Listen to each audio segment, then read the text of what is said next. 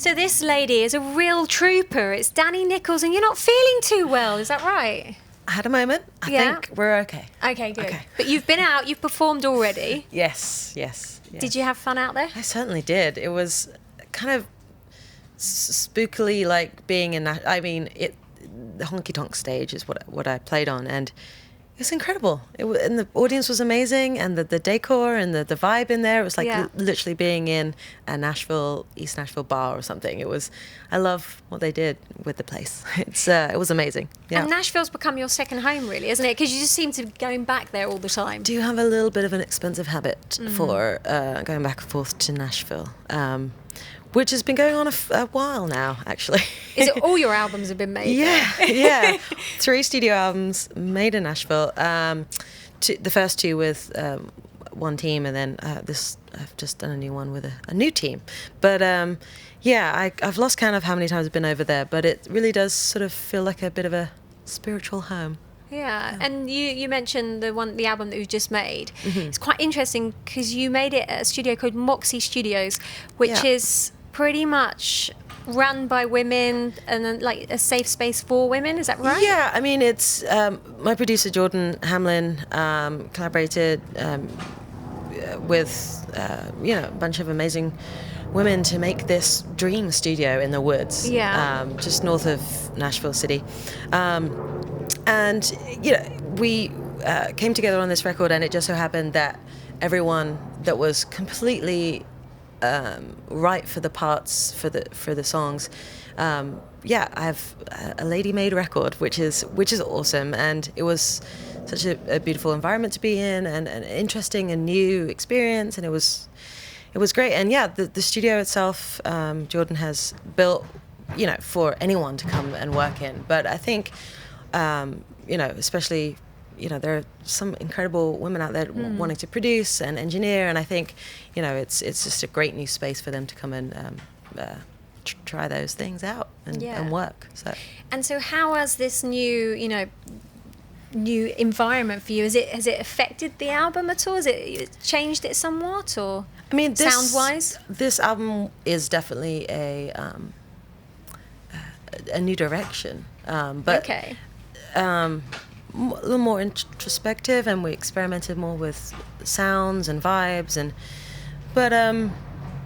we dug deep and spent a lot of time figuring out what the songs wanted, and it's turned out to be pretty like I said, introspective and vibey and spacey, and I'm excited to put it out. It's a different thing for me. Oh, really? Okay, that's good. And have you performed any of these tracks live yet? They're starting to emerge in a live setting. Yeah, so like some of them, one of them I finished the day we recorded it. Like I wrote the chorus the day we recorded it in studio. So since being back I made the record in May, got back and have done a few gigs, and it's been interesting getting to know them in a live setting, and they're already taking their own, new, slightly different courses, which it's all very interesting and exciting. So when can we hear it? When's it going to drop? So I think probably spring 2019, so March 2019. So just working on the artwork right now, and should probably decide what to call it. You haven't got a title yet? Not quite, yeah. Nothing at all? Not even a working title? Some working titles. What's the working title then? No, I couldn't possibly. It's top secret. Okay. Fair enough indeed. So you have a certain elegance to your music. Thanks. Do you was that something that you wanted to do? I mean, who are some of your influences? I mean, with regards to that, I sort of try and just sort of tap into, I'm just trying to be as true as possible, of course, I mean, I've always loved Patsy Cline, and she is the most elegant, classy, awesome woman, and I don't know, I think it's just part of it, I don't know. So how did you get into playing the guitar, though? Because I hear there's a story around this. There's a bit of a story. So one day, around my grandmother's house, and she said, "I have something for you," and I was like, "Okay."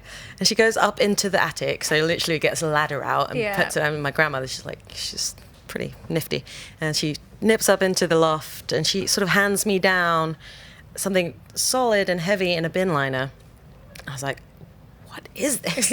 And I sort of opened it up, and it was the most gorgeous, awesome looking electric guitar I've ever seen. And she said, this is for you. This was your Uncle Heathcliff's electric guitar. And it came with its original little amp as well. And it was so cool. And so it sort of sat in my room for about a year, and every so often I would pick it up and strum on it. And when I could string a few chords together, I started sort of experimenting with lyrics, and I was off and away, you know.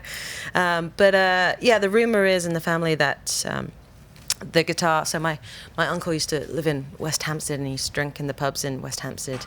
And the rumor is that he bought the guitar from a mate in the pub who had bought the guitar from Billy Fury. Oh, okay. I don't know. There's no evidence or no proof.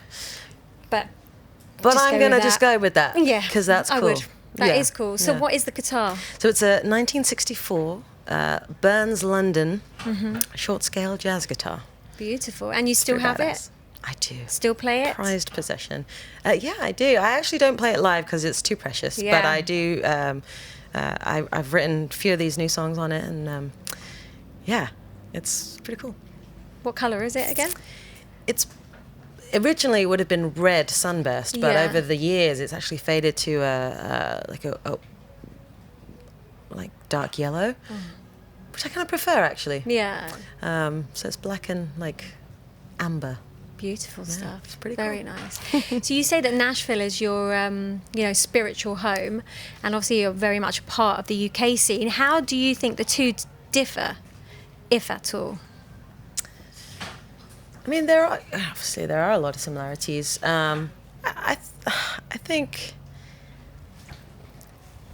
it still feels a little new here. This way of being. I don't know if that's true or not, but obviously over there it's just how it's always been. Yeah. You know, they're just the way they are, and friendly and welcoming. And not that people, it's not like that over here, but I don't know. They just have, it's just, that's the way it's always been here. And I think over here we're exploring things, which has its own great energy to it. Yeah, someone's coming on right now. I like it. Danni, lovely to chat to you. You too. Thanks for having me.